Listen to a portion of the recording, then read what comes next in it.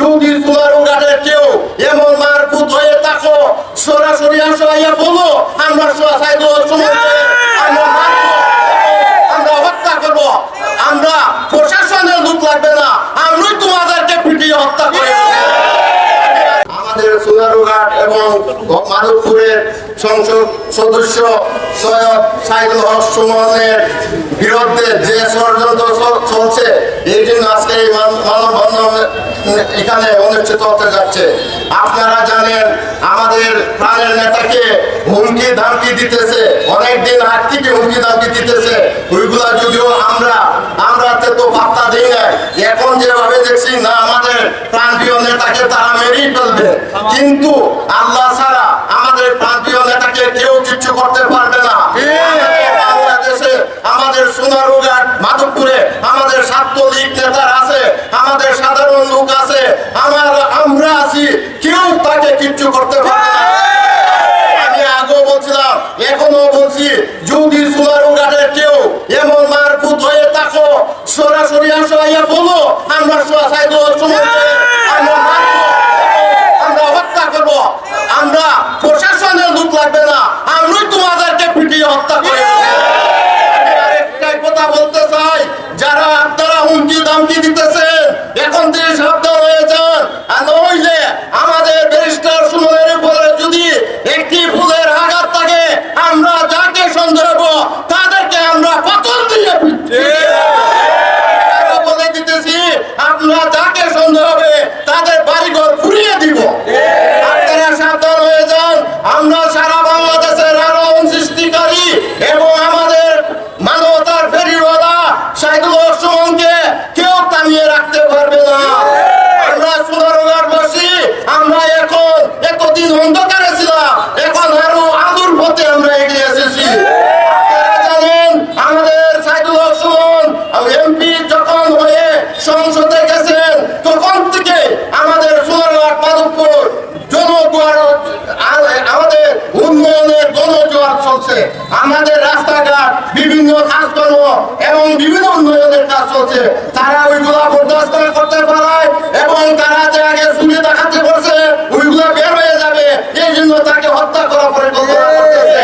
আমি আরেকটি কথা বলতে চাই, আমাদের সোনারুঘাট প্রশাসনকে আপনারা সবার আগে জানেন এই হত্যাকারী কে ষড়যন্ত্র করছে।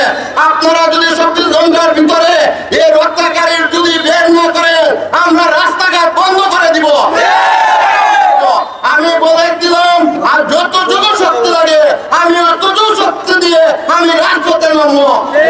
আমি কোনো দল করি না, কোনো রাজনীতি করি না, আগে করছি কলেজে থাকতে আমি রাজনীতি করছি, আমাদের মতো কেউ রাজনীতি করে না।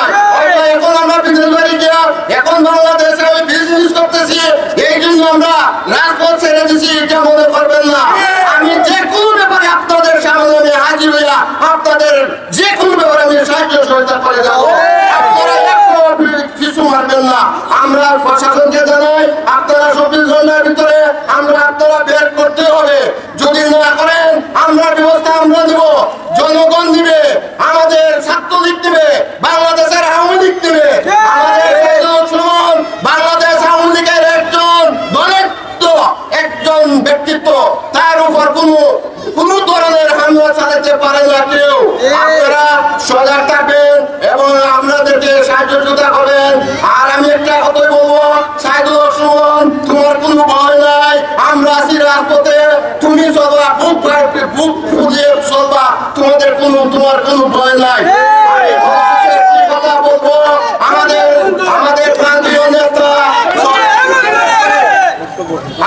প্রান্তীয় নেতা আমাদের সোনারুঘাট বুক ফুলে উঠবে, কোনো প্রশাসন কোনো সিকিউরিটির কোনো দরকার নাই, সিকিউরিটি আমরা থাকবো। কে আমাদের সুমনের সাথে মারবে আমরা সন্দেহ হইল তাদের বাড়ি ঘর ফুলিয়ে ফেলবো। সুমন ভাই ভয় নাই,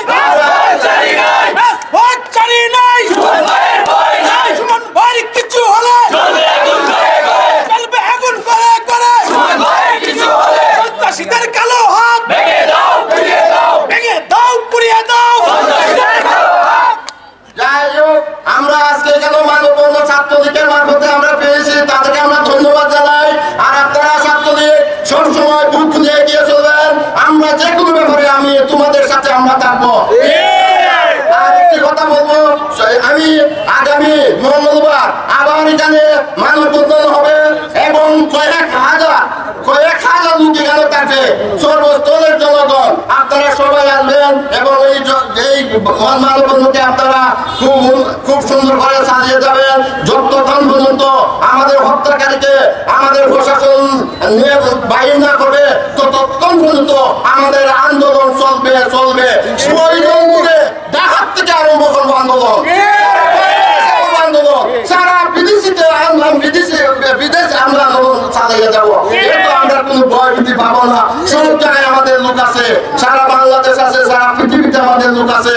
আপনারা সাবধান হয়ে যাও এবং যারা এই পথে আমাদের ছাত্রকে মারতে চায় আপনারা দ্রুত গতিতে তাদেরকে আমাদের সামনে হাজির করতে হবে। কেন মারতে হবে আমরা প্রশ্ন করবো। সে কি অপরাধ করছে, কে বা কারা মারতে চায় আমরা তাকে দেখব। তাদেরকে আমরা বাংলাদেশ থেকে একদম উড়িয়ে দিয়ে দিব। সবাইকে ধন্যবাদ। আর আবার আগামীতে আবারও রাজপথে দেখা হবে। আসসালামু আলাইকুম।